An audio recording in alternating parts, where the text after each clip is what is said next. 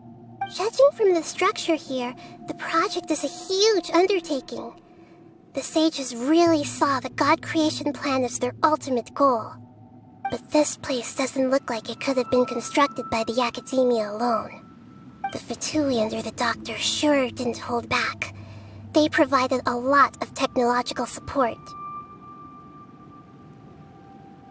Yeah, or else they wouldn't have been that generous. Is that it, though? I've always felt that this Doctor is different from the Academia sages. He doesn't seem to share their sense of urgency. Instead of being interested in the end product, it's like he's enjoying the experimental process. The Fatui Harbingers are all such weirdos. So, the Doctor being weird is actually normal. So, this Fatui that they're trying to turn into a god is called the Balladeer? We had previously come into contact with his consciousness. He harbors particularly strong obsessions. One is the desire for a gnosis, since he was created to be the vessel for one. The other obsession is probably related to his past. I can't quite explain it. Paimon knows that he was a prototype puppet for the Raiden Shogun before he became a Fatui Harbinger. That's why he wants a gnosis so badly. There's no way he'd willingly be a test subject. Now with that temper and ego of his. It sounds like you know the Balladeer quite well. I see.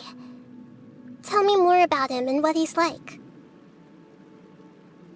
The more we know now, the better we can plan for and react to any future situation.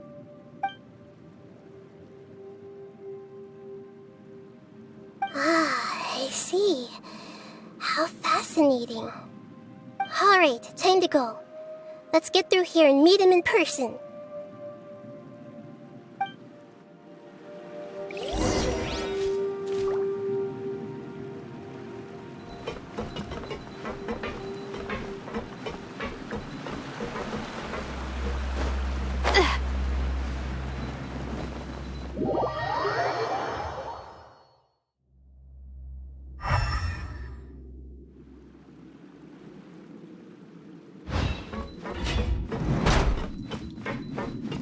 Time to work. Let's begin. Work time. Gather. My apologies. Time to fulfill my duty. My duty.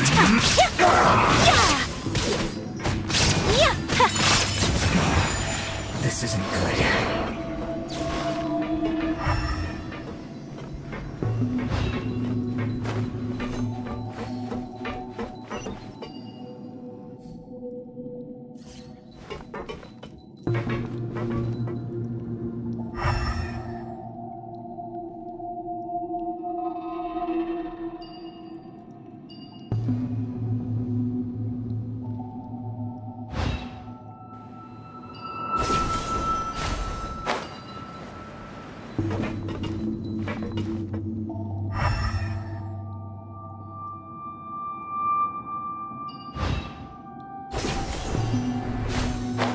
It looks like we can climb up these pipes.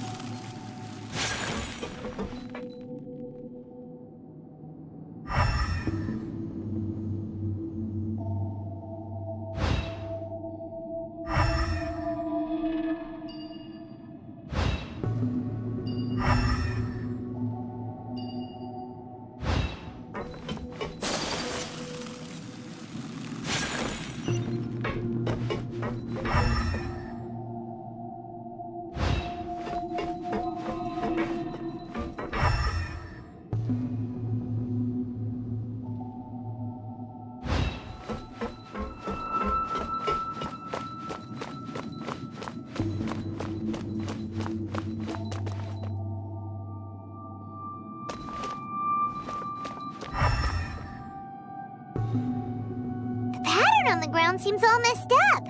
Let's go around and see if there's a way to fix it.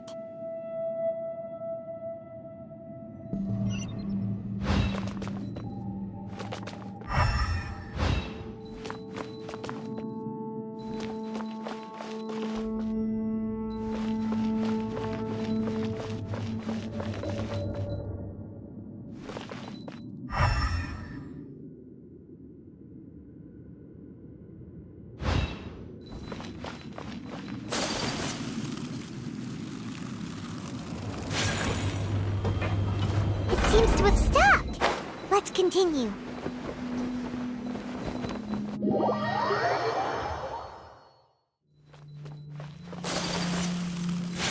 I'll protect us.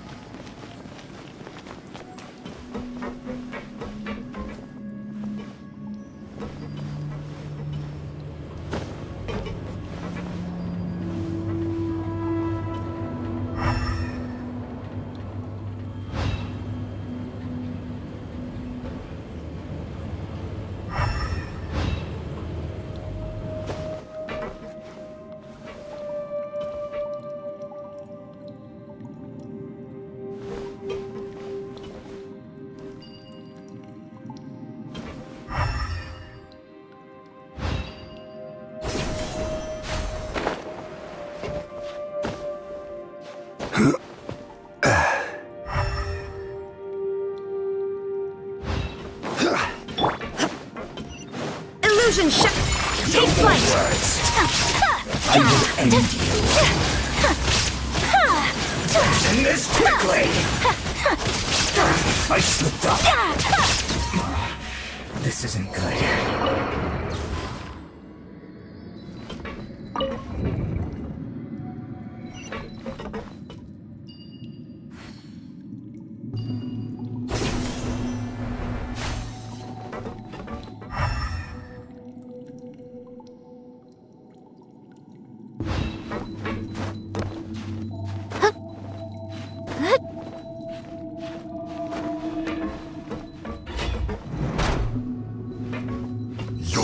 Frostbite. Shine duck. Frozen. Crisp flash frost.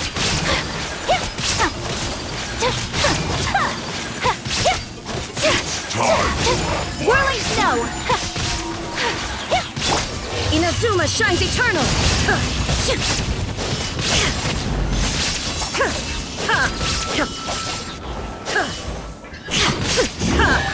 Can't run from death.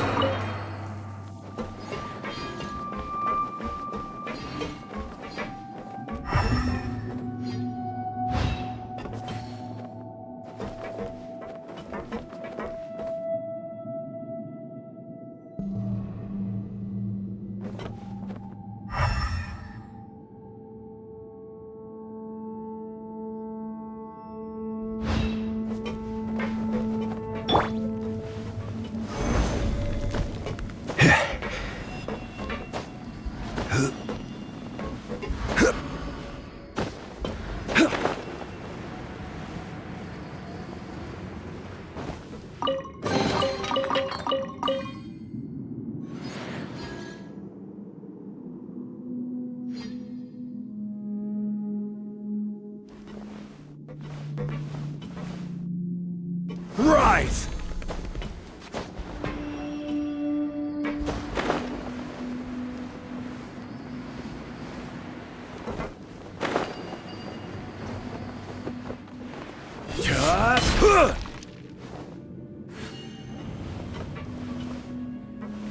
Quake!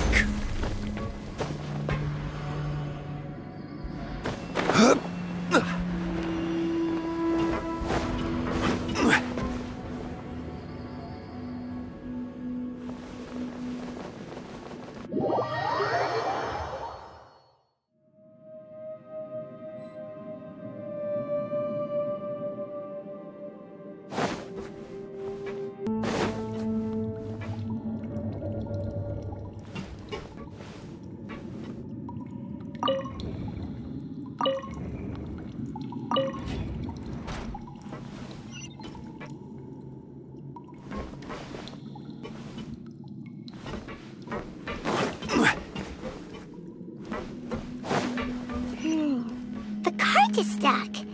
Maybe there's something wrong with the tracks. Let's try adjusting the direction of the device to clear the tracks.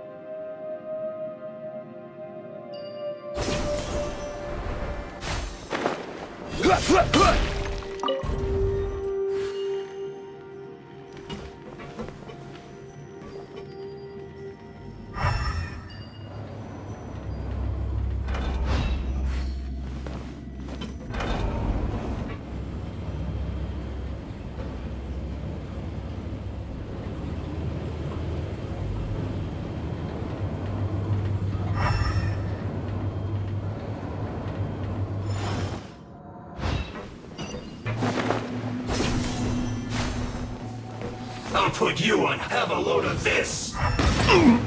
Illusion shattered. Shouldn't get careless. Solidify. My apologies.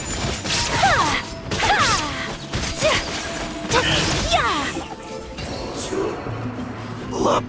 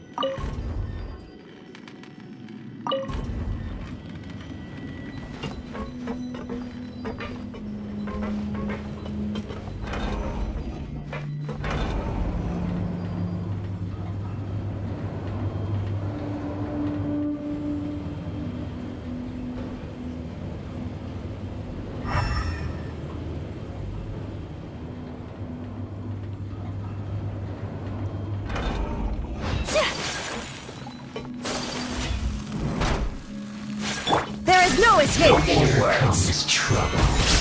Let the show begin.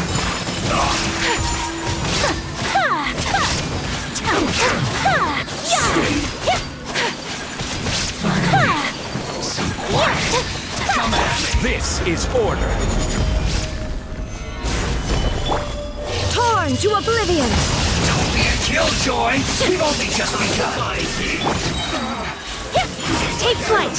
You're fucked. No, my pretties. Sakura swirl!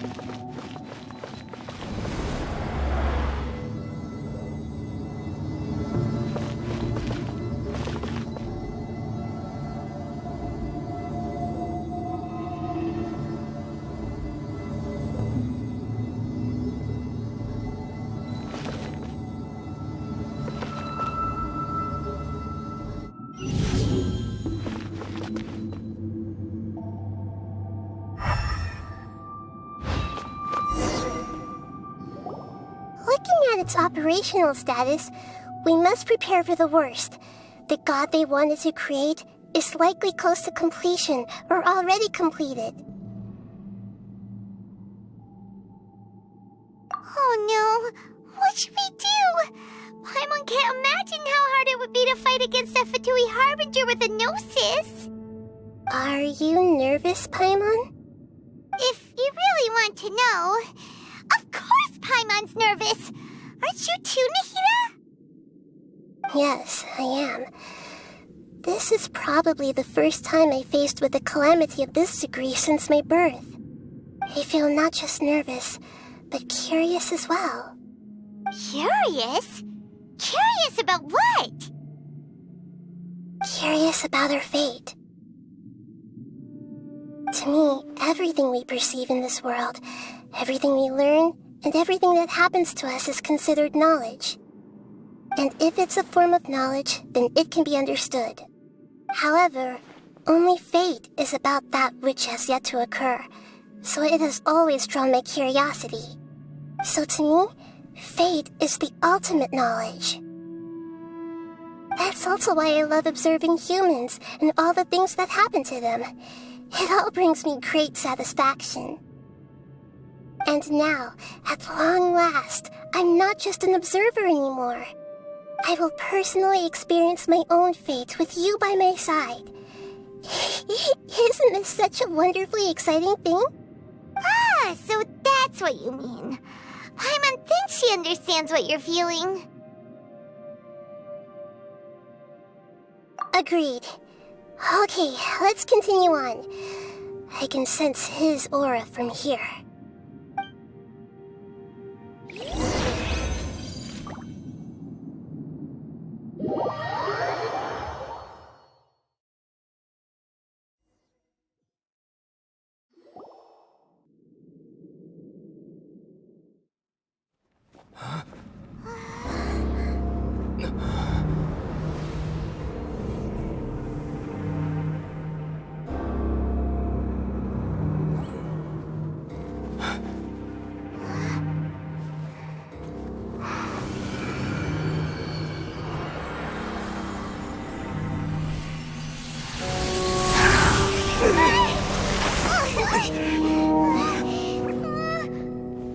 Who would have thought the world would be so eager for my birth?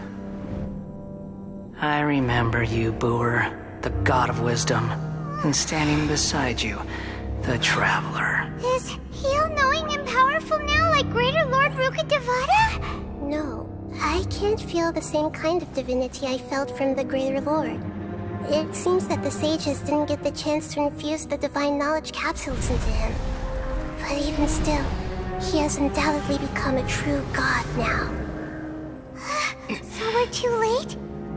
The Balladeer has already become a god? The Balladeer. A long bygone title. When my spirit ascended to divinity, I felt as if I had existed for the same number of epochs as heaven and earth. Looking back, the existence of what once called itself Kunikazushi appears infinitely small and ugly.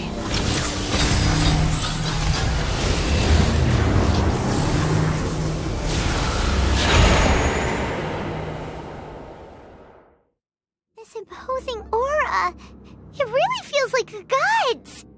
A body that capitalizes on the Balladeer's original construction as a mechanical puppet, with the Gnosis serving as a constant power supply. How much effort and resources did the sages put into this? From a purely technological perspective, it's a commendable achievement indeed. It's no exaggeration to say, this is the culmination of human wisdom. You sure are something! Dishing out compliments at a time like this? But I don't think he's reached the spiritual height of a god.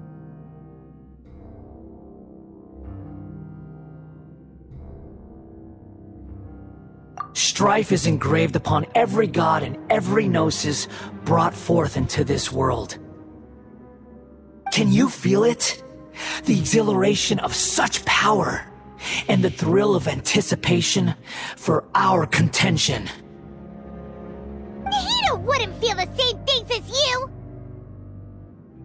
Do you not realize that you are interrupting a conversation between gods? Lowly creature, know your place!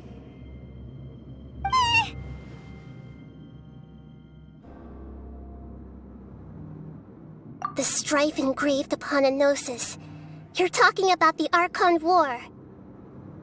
Teyvat's current peace was not easily won.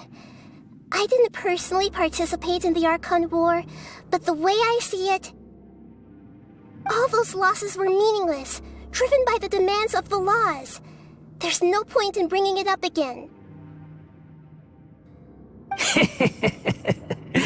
Is that so?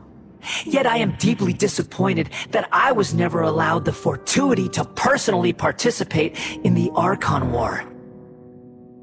This is a first.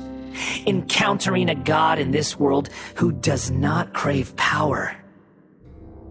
No wonder your own people have abandoned you, God of Wisdom. Your judgment is as your existence. Unsubstantial. This is where everything ends, Booer, the God of Wisdom. You should know that wisdom cannot solve every problem. Like now, where your only option is to face me in combat.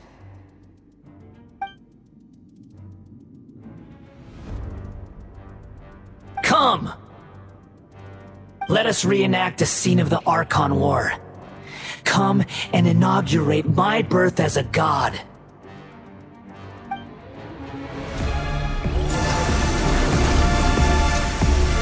Order guidance!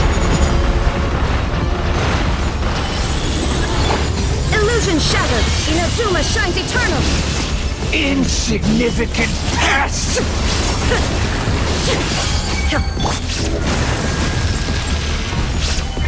There is no escape! Whirling snow! Yeah! Yeah! Feeble human! My apologies!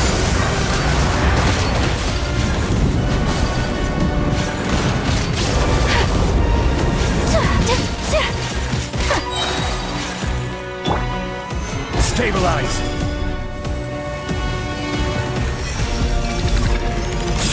At my command, you shall fall! Gather! Embrace the ice! Take flight!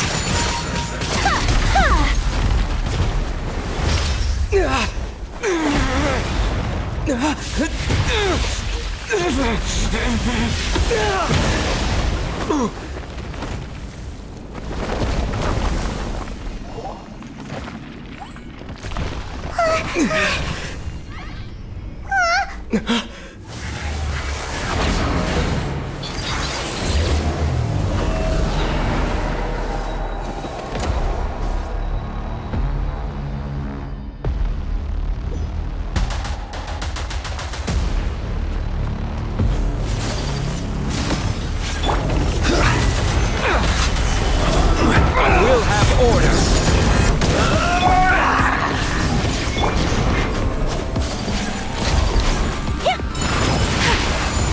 Burn to oblivion! Torn to oblivion!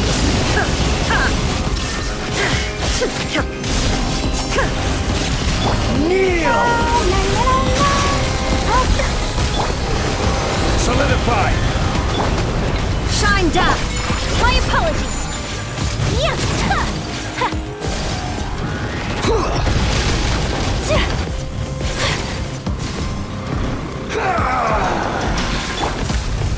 Gather! Illusion shattered! Take flight!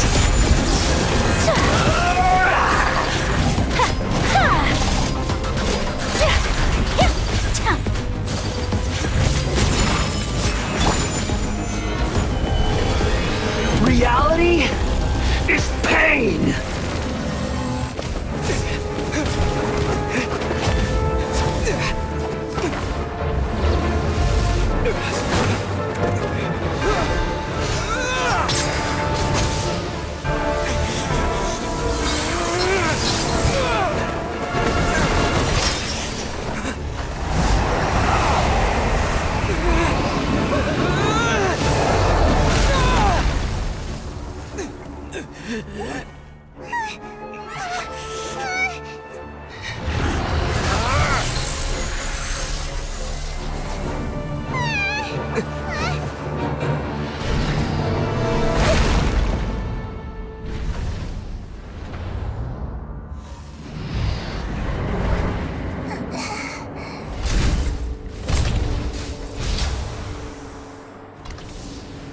This is supposed to be a battle between gods, yet you choose to hide behind a mortal. And now, you're acting like you'd sacrifice yourself for a human. Are you having fun proving a false sense of heroism to yourself, Booer?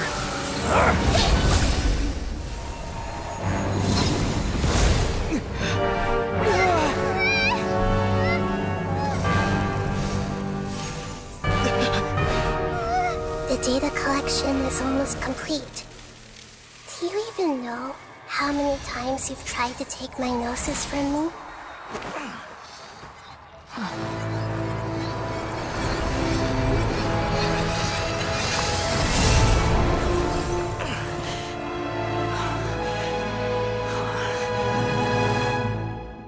We just concluded the 168th loop. Did you know that in the effort to create you, the people of Sumeru were forced to live through the exact same number of Sub-Zerus festivals and Samsara cycles? The power of dreams. When did you use it on me?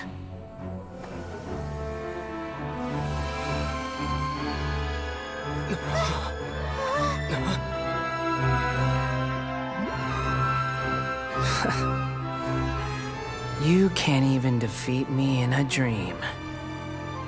What do you hope to achieve with this little trick? Come, Traveler. Just like before. Allow me to awaken the memories in your dreams. All that battle experience! It's more than that. Compile everyone's wisdom in the name of the Archon. That is the original function of the Akasha. I've sent everything that happened just now to the people of Sumeru in the form of knowledge.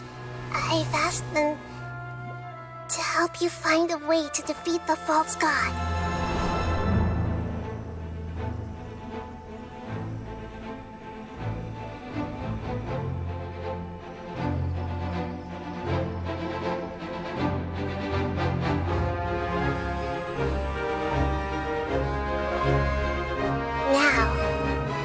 Sumeru's wisdom is at your disposal.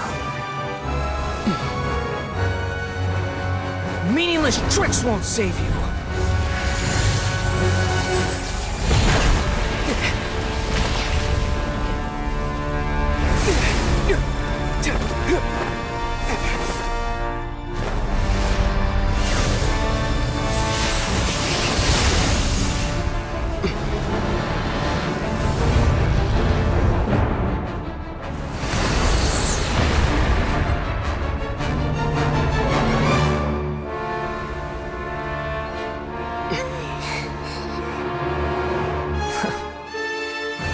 Are you done with your tricks?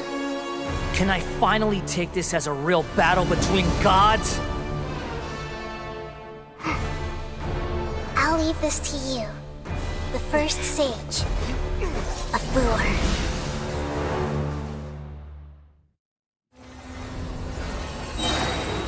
A thousand eons, mine to dominate!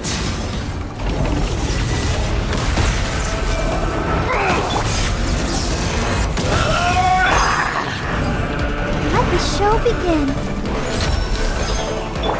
Commit it to memory. Burn to oblivion! Make yourself a move.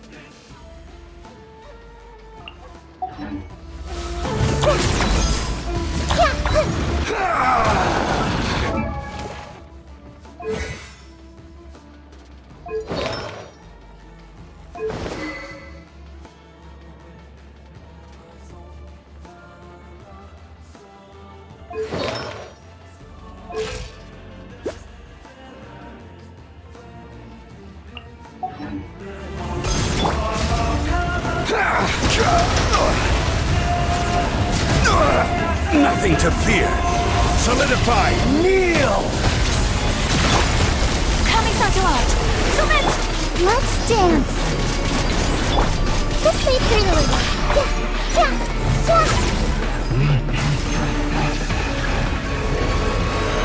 Reality is pain.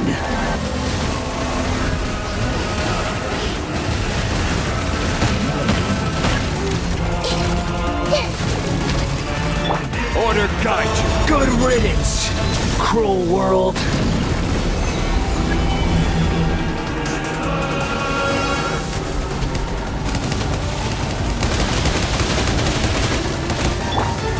Whirling snow!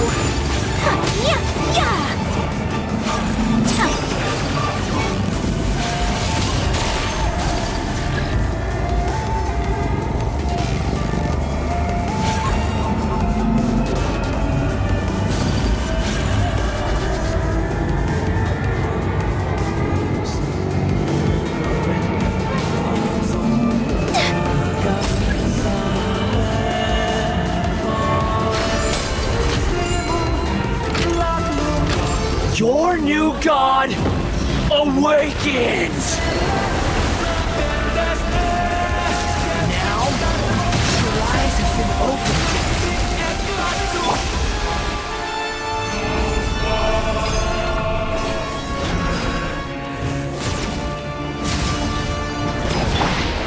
Burn to oblivion! Crumble! Gather!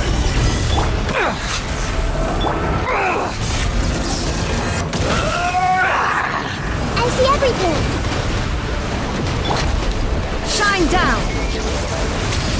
Kneel!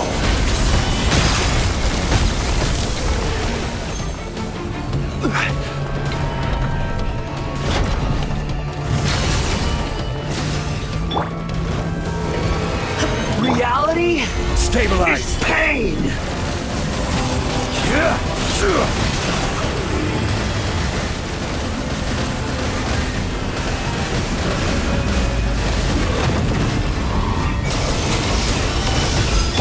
There is no escape!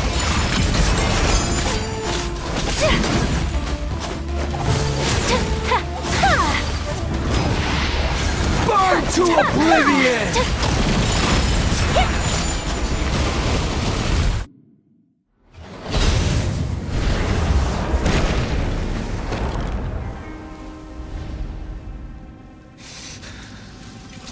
Humans.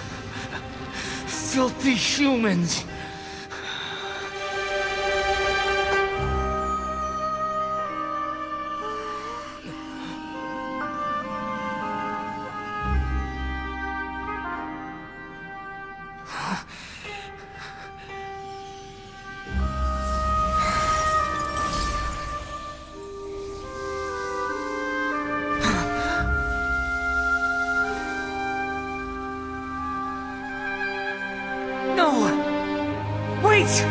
Please! Anything but the Gnosis!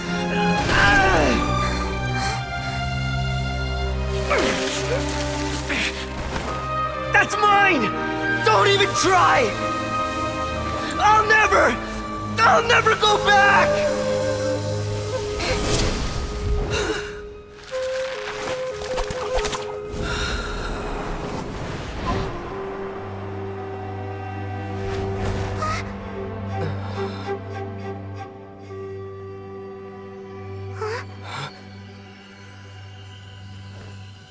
We haven't yet found the answer to the most important mystery.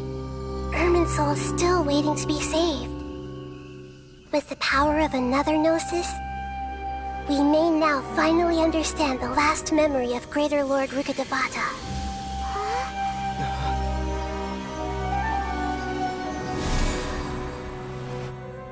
This is...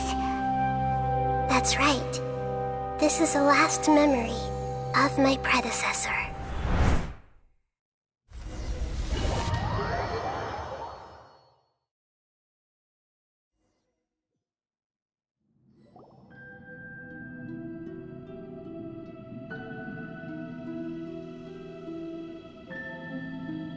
Huh.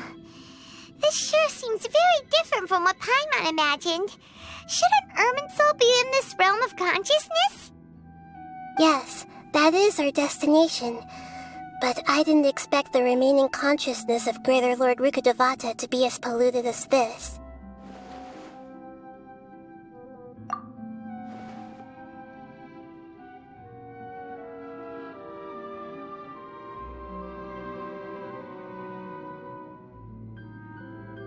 Forbidden knowledge?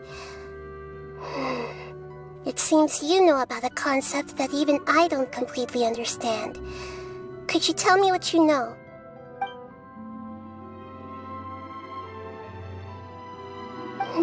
Your inference seems logical enough. Forbidden knowledge once polluted the desert thousands of years ago, but was successfully repelled thanks to King Deshret's self-sacrifice, and Greater Lord Rukkhadevata nearly exhausting her power. Then, a second instance of forbidden knowledge pollution occurred during the Conria Cataclysm 500 years ago. But I'm afraid it is much more serious this time, with Irminsul itself already in danger. So, if we're in the remaining consciousness of Greater Lord Rukkhadevata, and it's also been affected by forbidden knowledge pollution, then does that mean, in order to save us, Greater Lord Rukkhadevata? Yes. It's very possible that she sacrificed her life in the fight against forbidden knowledge. She didn't completely eradicate forbidden knowledge, but if it weren't for her actions, the pollution would have been far more rampant over these past 500 years. The way that everyone, including me, has forgotten everything about forbidden knowledge may very well be due to her restoration of Irminsul. Aww. Do you feel sad, Nahida? I'm just sharing her pain. The pollution of her consciousness here is severe. There is madness, chaos, and pain all around us. Did she fight to resist the forbidden knowledge pollution in such terrible conditions, all the way up to her last breath? She even used her last remnant of lucid consciousness to leave a clue for us to follow. Yes, her words were distorted by forbidden knowledge, so that's all we could hear. But now, we have a chance to find the answer to this mystery. We can cross the polluted consciousness until we found the right path to meet with our lucid consciousness. And then, we'll let Greater Lord Rukkhadevata tell us the truth in person. Each of us need to be mindful of the state of our own consciousness while we are here. Even with the Gnosis' protection, we must always keep a clear mind. Otherwise, we could go mad at any moment. That's so scary. Don't worry, it should be easy enough for you to keep that mind of yours clear, Paimon. Let's go.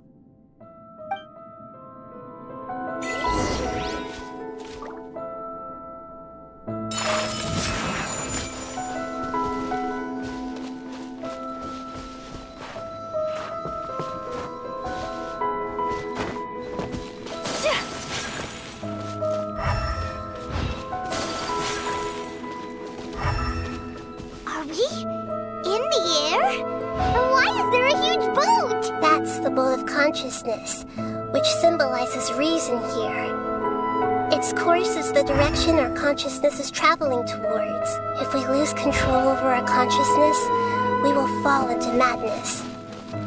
So let's make sure the boat stays on course.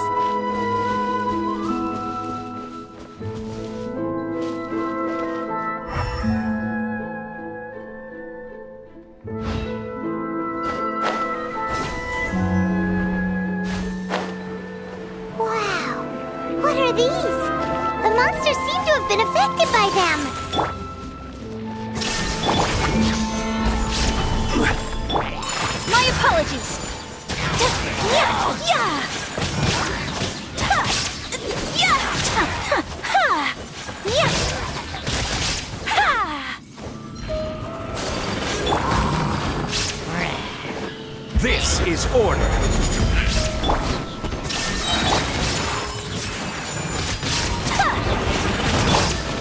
Gather! Inazuma shines eternal! Ha!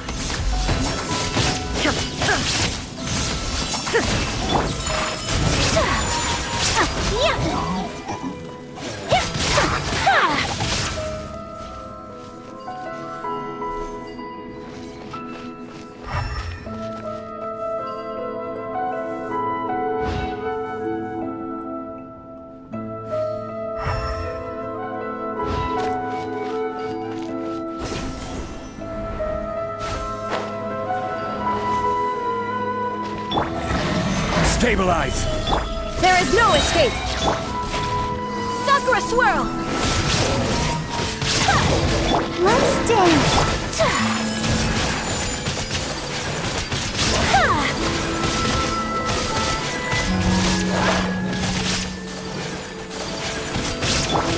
Torn to oblivion!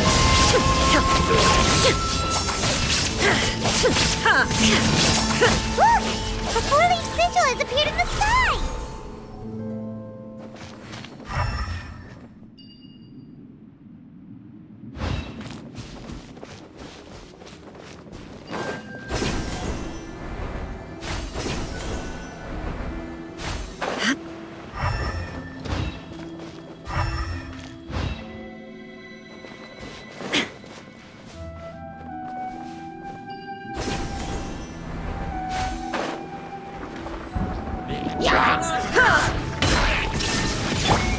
Order guide you.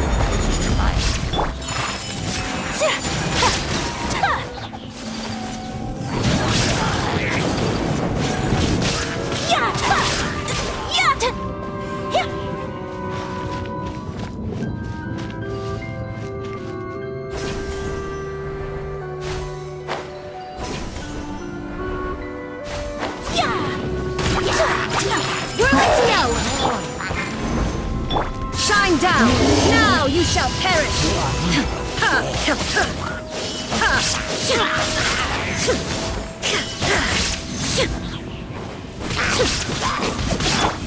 My apologies!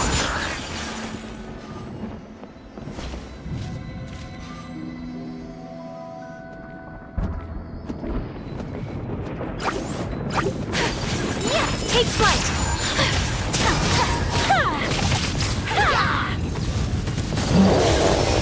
This is order. Illusion shattered! Kami-san to art! Sumetsu! My apologies! I'll protect us. So rude! A worthy opponent! Come on, we can do it.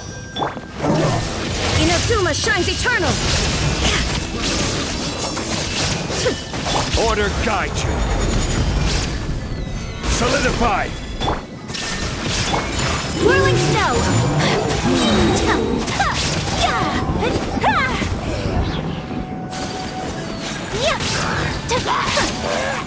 To control the boat of consciousness, we need to find the helm first.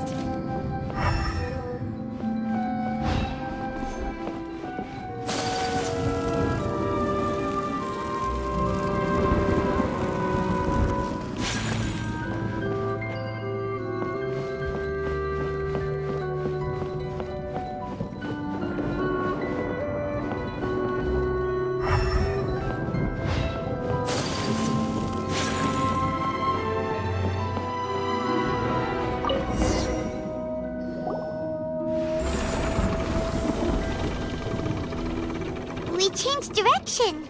Are we still going the right way, Nahida? Judging from the current route, the boat of consciousness will soon take us out of here.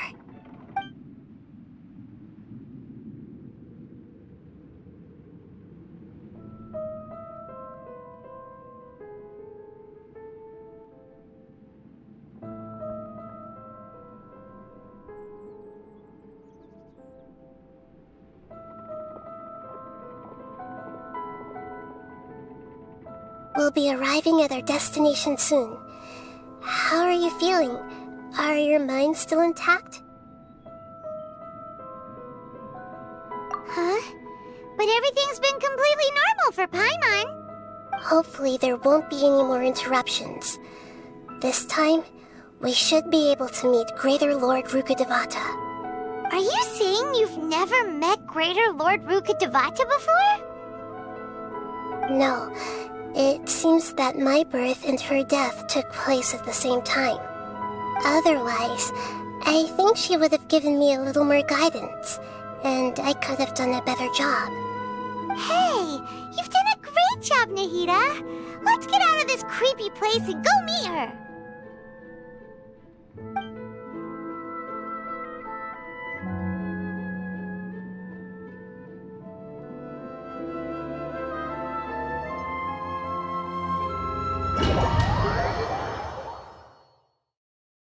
So, is this the place you were talking about?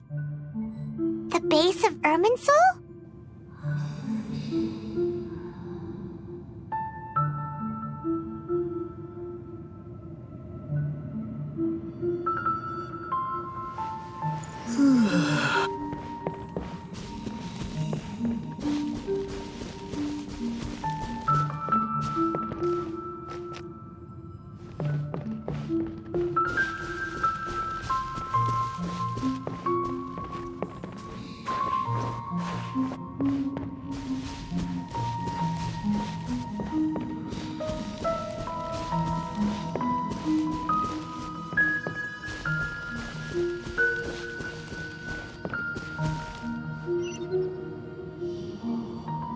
Well, this is the place.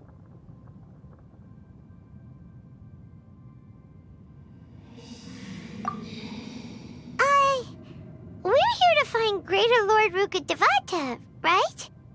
But the one standing over there is... Is that...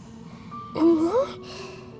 She looks exactly like me. Are you... Greater Lord Rukkhadevata? Yes, that's me. Are you surprised by my appearance?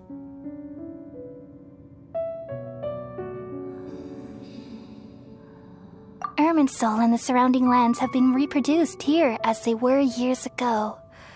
But this is just a realm of consciousness. We are manifestations of the same nature. Hence why we would appear exactly the same. We're of the same nature? Why? Because you are me, and I am you. You are me in the new samsara. The new samsara? As Greater Lord Rukkhadevata, I'm the avatar of Irminsul, and you are the purest branch snapped from Irminsul. Imagine it this way. Even if a tree dies, its branches will eventually take root and grow, continuing the tree's life in another form. I'm merely the remaining consciousness of Greater Lord Rukkhadevata. The real me has presumably died a long time ago.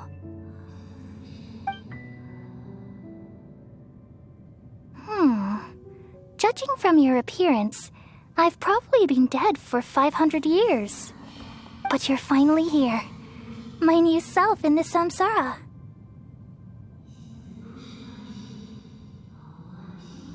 If this is true, then am I going to be a great Archon like you someday? Though we share the same nature, our fates are bound to be different. All things have their own fate.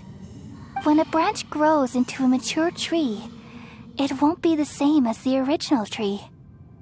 That's why fate is the ultimate knowledge, isn't it? That's a great insight. Yes, very good. It's also precisely why you won't become like me.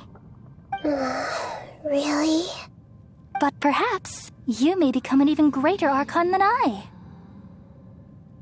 I already see a determination in you that I didn't possess in my time, and the future that it leads you to will be yours alone. Along with the blessings from your past experiences. Don't worry. The growth of wisdom is like that of a plant. You only need to wait quietly for the flower to bloom. Come to think of it, The sages never had the faintest inkling of the meaning of wisdom. Thank you. Nothing makes me happier than discovering that the Archon I always admired was in fact myself in another fate. It's so nice to speak with you, Greater Lord Rukkhadevata. I've always wanted to meet you. The feeling is mutual. From the moment I snapped the branch off Irminsul and created you, I've also looked forward to talking with you. Could you tell me why you wanted to create me? And what exactly happened when you died? Ah, I see. You're here seeking answers, right? Everything that day, even the sky itself, changed into a color like this.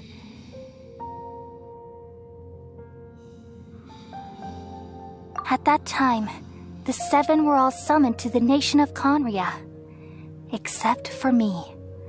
I had a more important task to attend to. I had to protect Irminsul. The disaster occurred together with the pollution of forbidden knowledge. At that very moment, with my consciousness connected to Irminsul, I sensed something was wrong. The pain started to torment my mind. By the time I reached Irminsul, it was already displaying signs of corruption. Had I not repelled the pollution of forbidden knowledge with King Deshret thousands of years ago, I might have felt even more hopeless and lost. So what exactly is forbidden knowledge? It's a kind of knowledge that doesn't belong to this world, and a form of truth that can't be understood. It came from the very bottom of the abyss. Even I could never understand it. The world is constantly rejecting it, leading to all kinds of bad phenomena. If we allow forbidden knowledge to pollute Irminsul, I'm afraid the entirety of Teyvat could fall apart. So, there's knowledge that even the God of Wisdom can't understand? At that time, I knew I couldn't repel the forbidden knowledge with my strength alone. Which is why I created a device that compiled human wisdom and named it the Akasha. It's truly the world's most amazing invention. Thank you. For a long time, I thought dreams were the fruit of human wisdom. Though it was selfish to do so, I borrowed people's dreams using the Akasha. Then I compiled their wisdom and all of my own power. Well, did it work? Thanks to the wisdom of the people of Sumeru, almost all the forbidden knowledge was cleared from Irminsul. But things didn't go as smoothly as I thought. I had a terrible headache, which gave me an uneasy feeling. And then I remembered that my consciousness was also connected with Irminsul. It brought me knowledge and wisdom, but vile corruption as well. From the very beginning, my existence had been polluted by the forbidden knowledge. Oh no! How could that happen? I've experienced that pain in your consciousness. It must have been a horrible experience. Yes, but my feelings weren't important. The important thing was that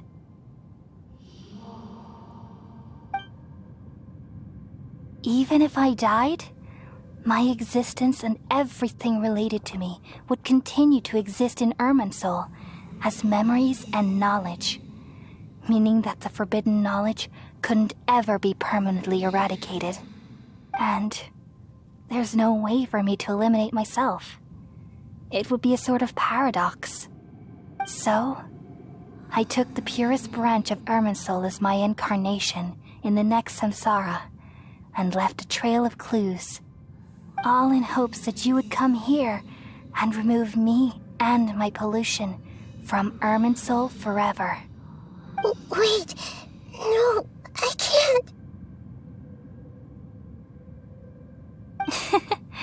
So you realize what that implies?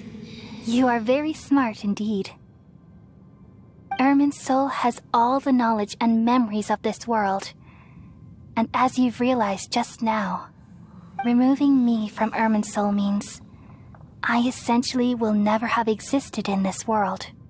But this is the only way to save Ermin's soul. People love you so much, and they've missed you so much over the past 500 years. I am exactly the same. So how can we just forget you like this? Is there really no other way? There must be something else I can do. You're the god of wisdom, Booer. You should know that there is no other way. But this is so cruel. I don't want to forget you. No need to feel so sad, Booer. As someone who delights in wisdom, you should feel joy at finally finding the answer. These are the words in their entirety. The answer you've been seeking all along. Let the world completely forget me. We all nestle under the great tree of wisdom, peering out to perceive the world. From the earth and from the rain, we perceive its wonders, until we become a white bird to perch atop a branch, and finally snap off the most important leaf. Once upon a time, I alone dreamed in this world. In my dreams, everybody would also dream after they fell asleep. Wild and wonderful thoughts would emerge from their minds. Some tumbled to the ground, and others floated to the sky, connecting all things in the world into one dazzling net. Among a plethora of worlds were numerous smaller worlds, all of fate, finding within the tapestry their brilliant glow. I gradually understood that these indescribable and constantly changing things are the most profound things in the world. Only they can completely repel the madness.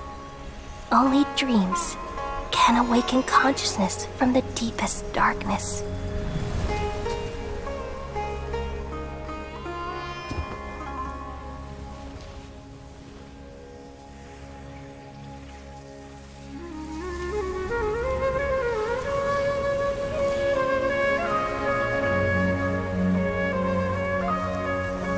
I'm the one who posed this question, yet also the one who sought a solution. Saving the world with the dreams of the people used to be my answer. And now, you've also found your own answer, and I shall return all the dreams to the people.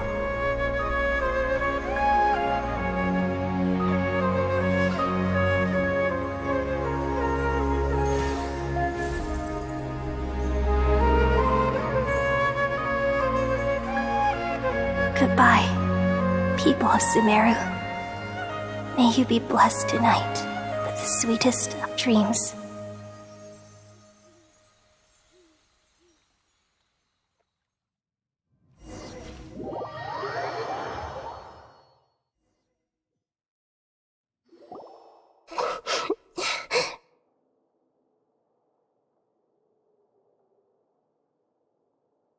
I'm alright. I'm just a little confused. We've just saved the world, right? So why am I crying? I don't know where this feeling inside of me is coming from, but I feel very sad. Just now, we used the power of two gnosis to successfully connect with the Ermin soul consciousness from 500 years ago. Then, we removed the remaining pollution from Ermin soul.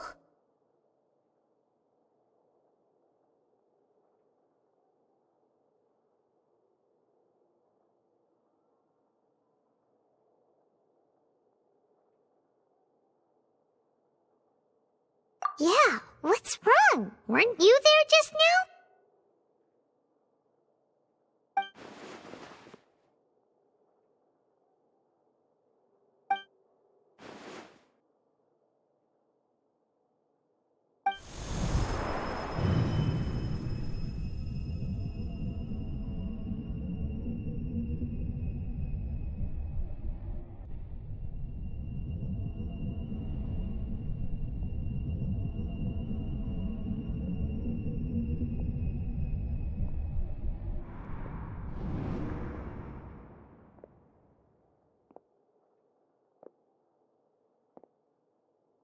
Huh? That sound. Traveler! Paimon! I've been waiting here far too long. But finally I have the chance to be alone with you. All the precious time I wasted has finally paid off. The doctor! What have you done? Just a type of sound wave that can quickly put defenseless people into a dream. As I expected, it doesn't have any effect on gods.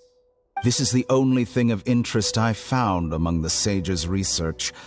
I thought I'd take it for a little spin. Don't worry. I know you would never forgive me if I actually killed them. I'm here to negotiate with you. Naturally, I won't do anything dangerous that could potentially damage our relationship. Negotiate with me? I heard you had already left Sumeru. Why are you here again now? I left Sumeru, but I also stayed in Sumeru. Even the God of Wisdom is restricted by the habits of cognition. How disappointing. You mean there are many different versions of you in this world? An astute guess. Even the same individual will have different cognitions at different ages. A long time ago, I made a major decision in hopes of preserving all my perspectives of how I observed the world. Observation is the first step of any experiment, but observing the current world doesn't satisfy me. It lacks an important dimension, that of time. So I saved segments of all my ages and made them into independent individuals. That's all there is to it.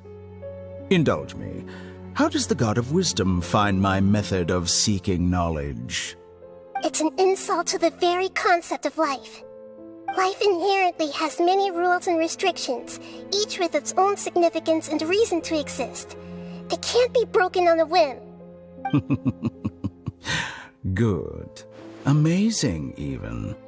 Indeed, it's difficult for humans to make peace with themselves, not to mention oneself from a different period.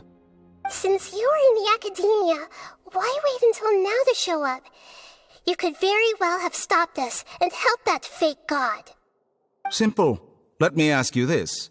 Would any staff member ever help the subject in the middle of an experiment? It was my experiment. So why should I interfere with the results?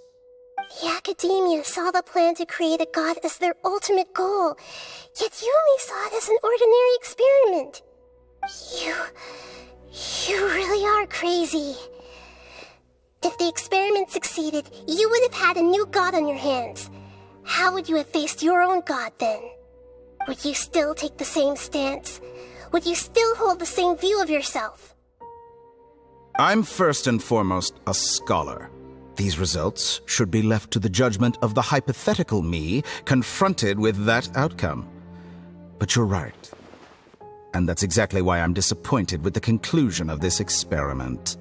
As an individual, you don't have any sense of belonging. You seem to have even fewer convictions than a typical scholar. Oh no, I certainly have my own convictions. They just don't fit your standards, that's all. All right, that's enough conversation for today. The experiment is over, and it's time to tidy up the equipment and reclaim any useful materials. For example, the Gnosis.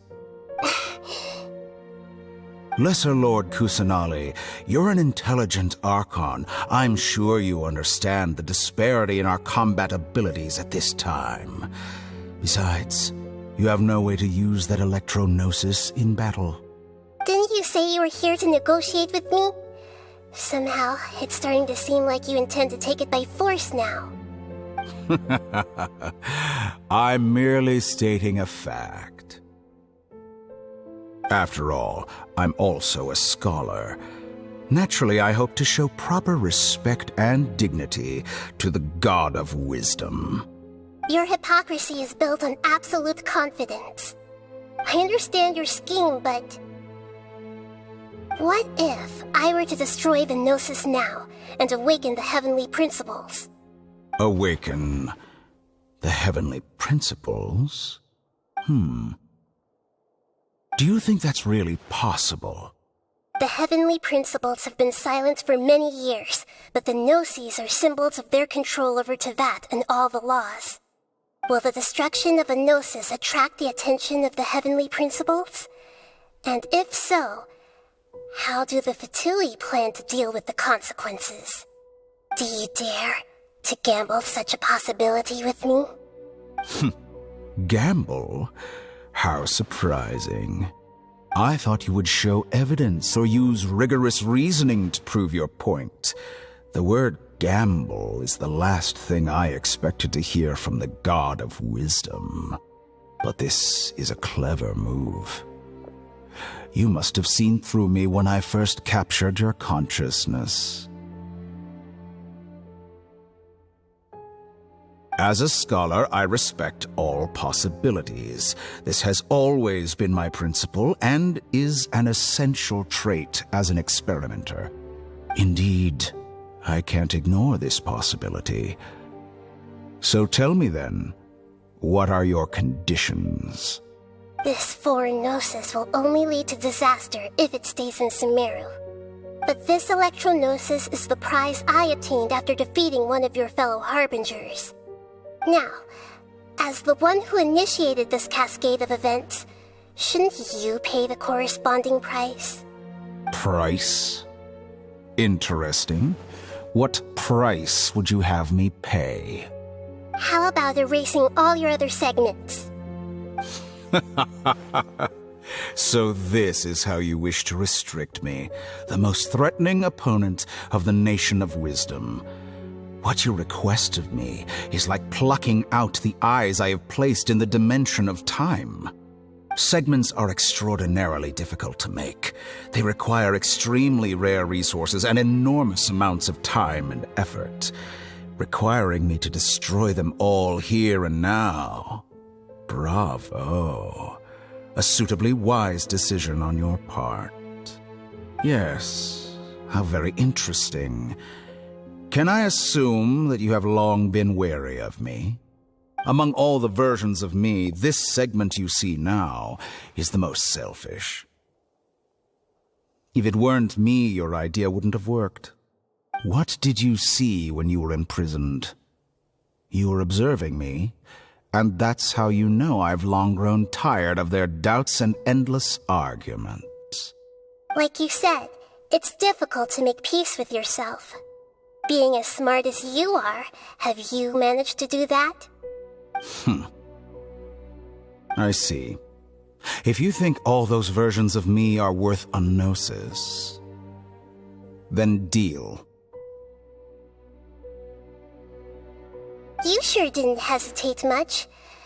Is the relationship between all the versions of you really that bad? I don't think there's any need to dwell on that. The surplus versions of me can be exchanged for a gnosis. Do you think anyone can offer themselves at a higher price? Besides, with my abilities, it's only a matter of time until I find better perspectives. Perhaps it's best to say, you're just temporarily ahead. But what I'd like to know is, how can you be sure that I've really erased them? I can see your remaining honesty.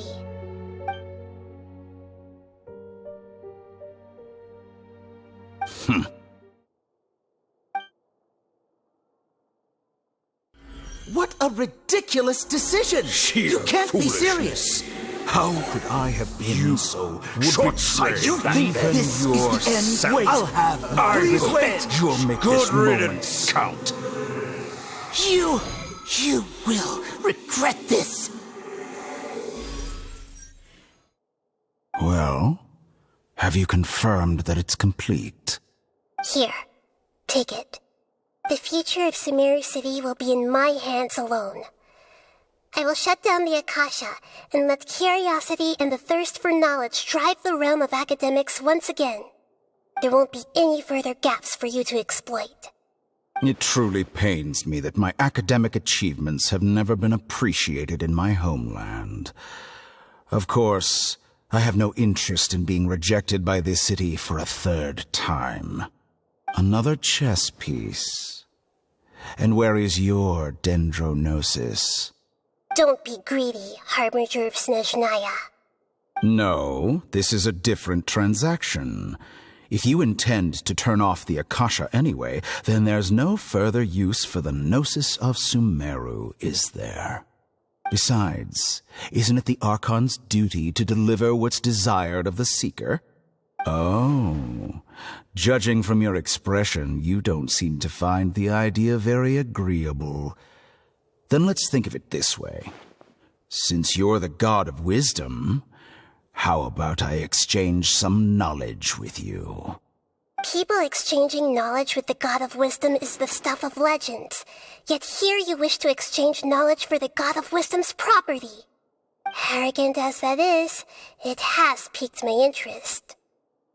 Let me ask you, have you in all your mighty knowledge ever heard the rumor that the skies of Teyvat are fake? Huh? That's the secret hidden by Ermin's soul concerning the truth of this world.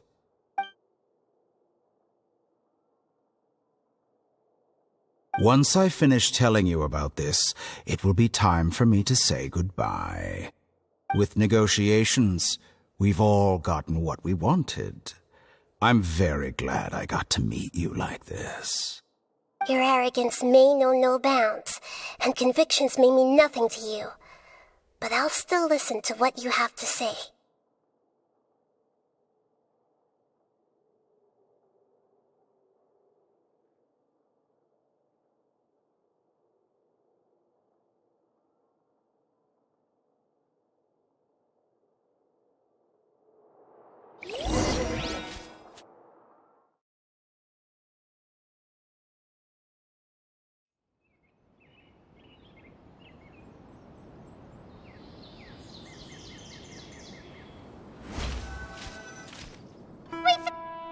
Together!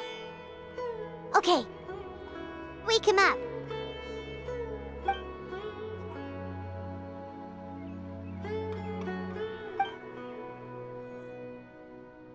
Are you awake?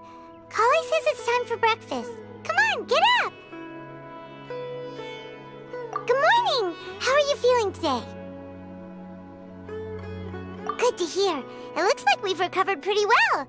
Not even Tainari could stop us from going out now, right?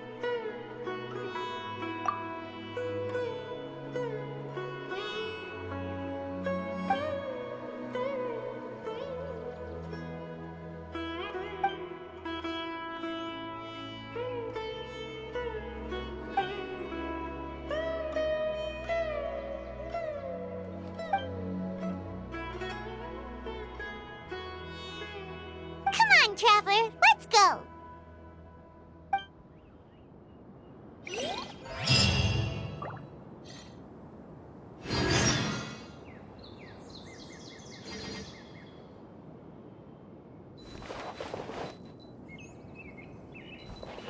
Surely that little girl must be leaving soon.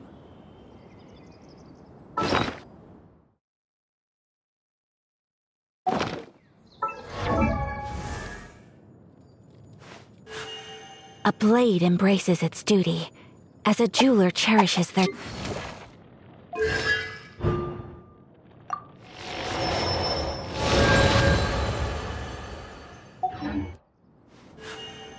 A blade embraces its duty.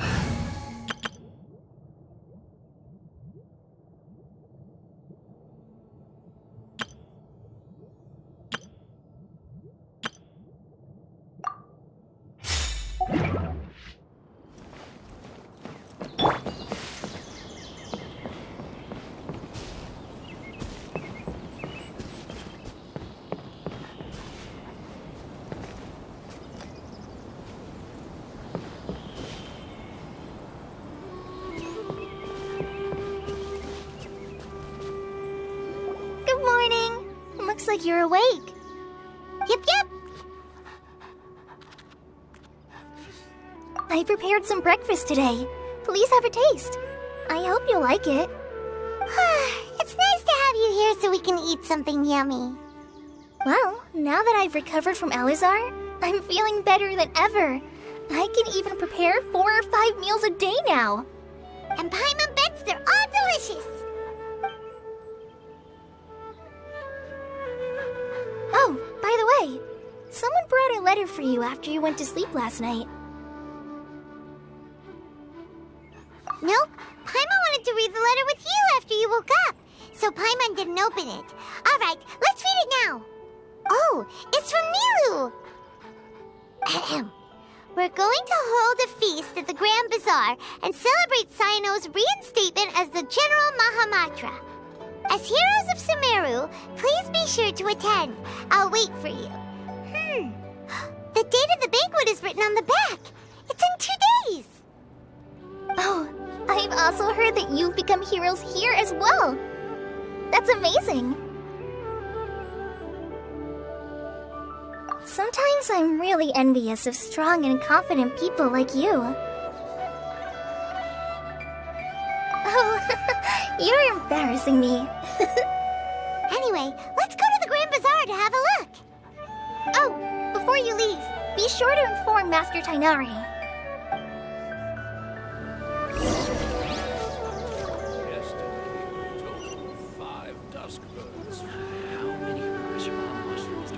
Everything has been getting better lately, and my mood has been improving as well. You can come find me anytime if you need anything. You're welcome. I was just doing my duty. Remember to talk to Master Tighnari before you leave.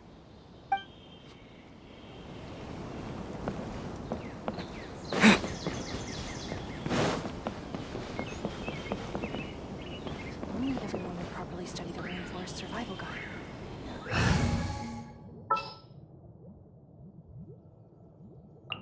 Time to broaden the horizons again. Tighnari!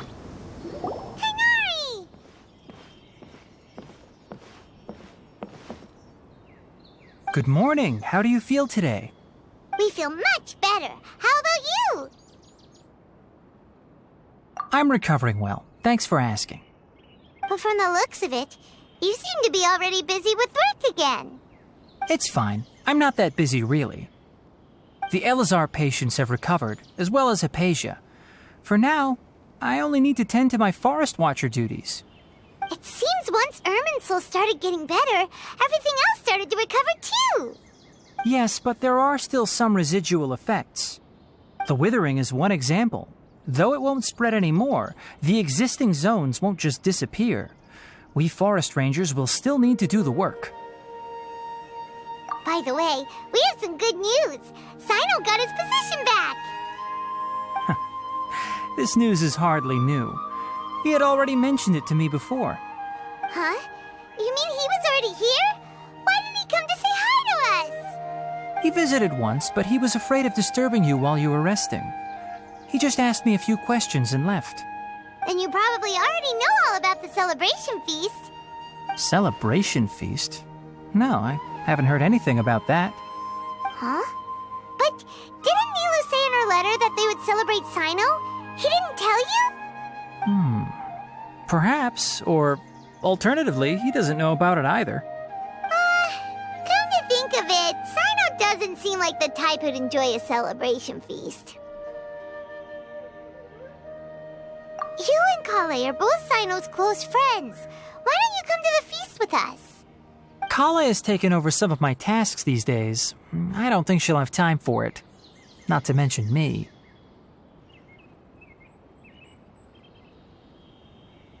You see, some VIPs have come to the forest recently.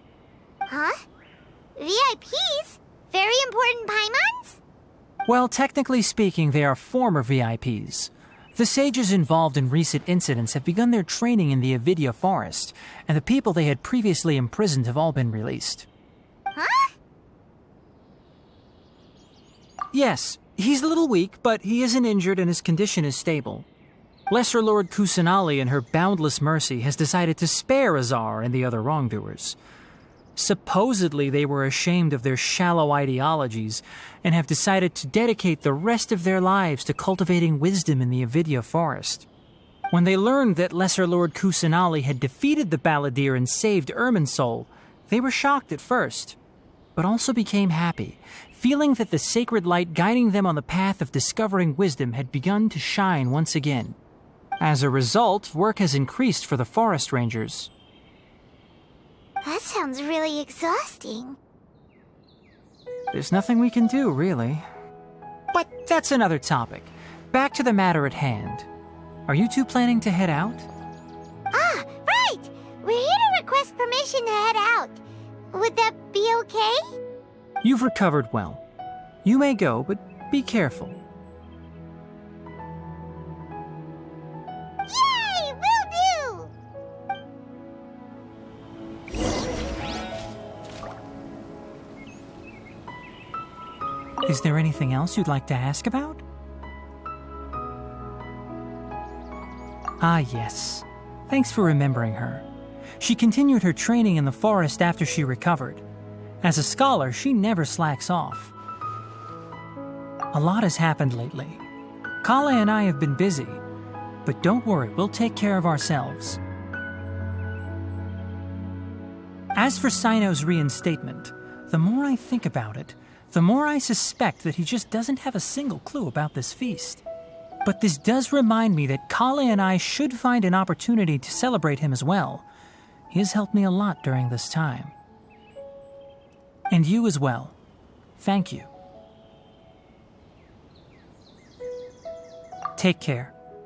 Please, find me if you need anything. Everyone hold hands!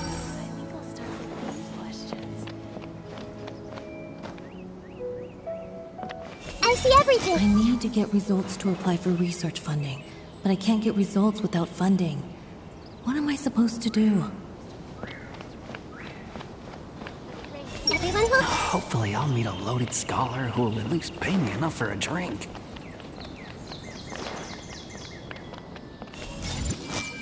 Did the search and rescue dog run off somewhere?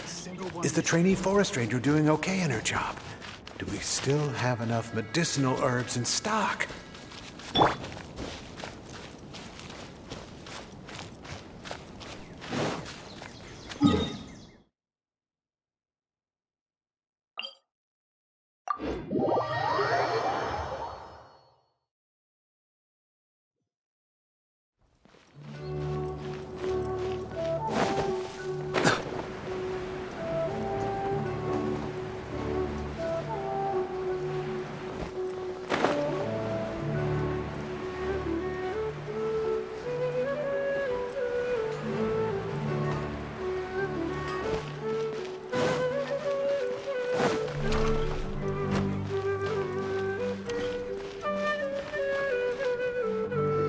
Well, there won't be any problems if the feast starts at that time. Everything has already been prepared. Mr. Zubair, I finished tallying things up here. Well, except for the guests. Is a simple reply really that much to ask of our guests? It's affecting our arrangements. Oh, it'll be fine. Besides, it never hurts to get things ready in advance. I was thinking the same thing. The feast will be held sooner or later, right? Hey, Nilu! Traveller, Paimon! We got your letters, so here we are! You're the best! The other guests haven't even replied yet. Huh? Are we the only ones that have arrived? Yeah. I had someone deliver letters to all of our guests. But maybe everyone is still busy with other things. Look, I get it. Sumeru is in an extremely important period of transition right now, but even if your friends are important figures, they shouldn't just ignore your request like this. Nilu is Sumeru's #1 celebrity, after all. You have no idea how happy I am to talk to people with good taste. If you consider enjoying Nilu's dances having good taste, then almost everybody everybody has good taste. Because Paimon thinks everybody will love her performance. That's right. We all think she's amazing too. Nilou is an absolute favorite among those of us who frequent the Grand Bazaar. For Outlanders, you have a great eye. Master Zubair, let's have a vote for the most outstanding audience members next time. I think these two may win. Nonsense! It is not for us to determine the value of an audience. But indeed, we could try giving gifts to people with particularly good taste. I heard there's a device in Fontaine called a camera that can record people's appearances as pictures. Such pictures would make superb gifts. Ooh, good idea. I wonder where we can find one. I don't want you giving pictures of me to everyone. I'm satisfied just being able to perform here. There's always a lot going on at the Grand Bazaar.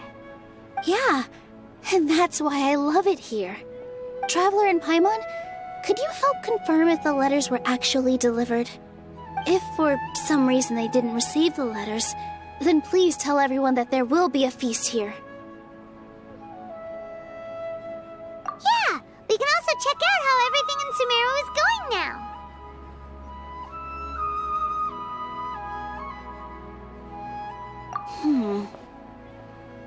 When I wrote the letters, I heard that Dia was in Port Ormos, and Alhaitham was at the Academia. As for Cyno, we've only heard that he appears at the Academia from time to time. I'm not too sure about Rahman's whereabouts. My guess is that he's with Dia. As for Dunyarzad, I just hope she's feeling better. I sent her a letter, but I was afraid of disturbing her. If you have time, please ask about her for me. Okay, got it. Let's go, Traveler.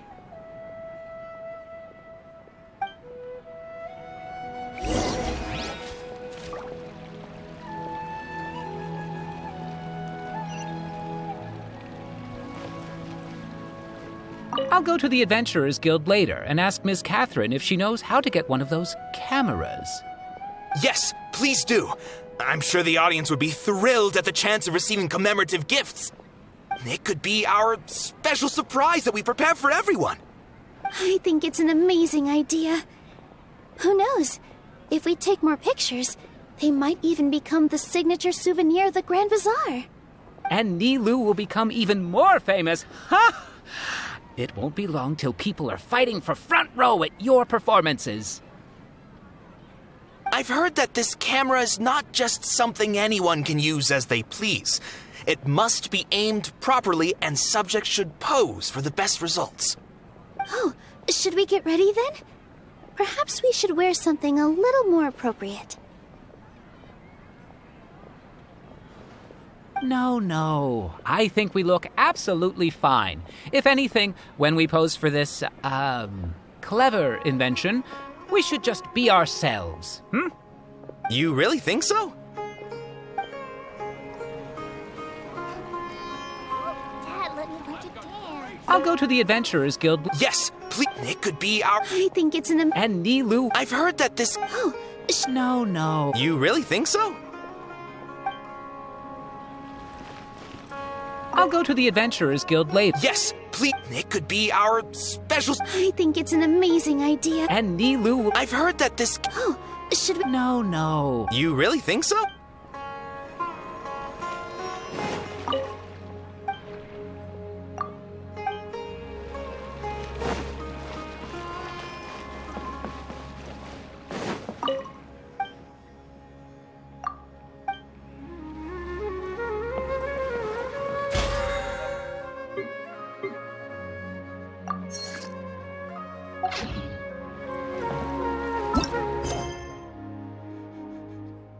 You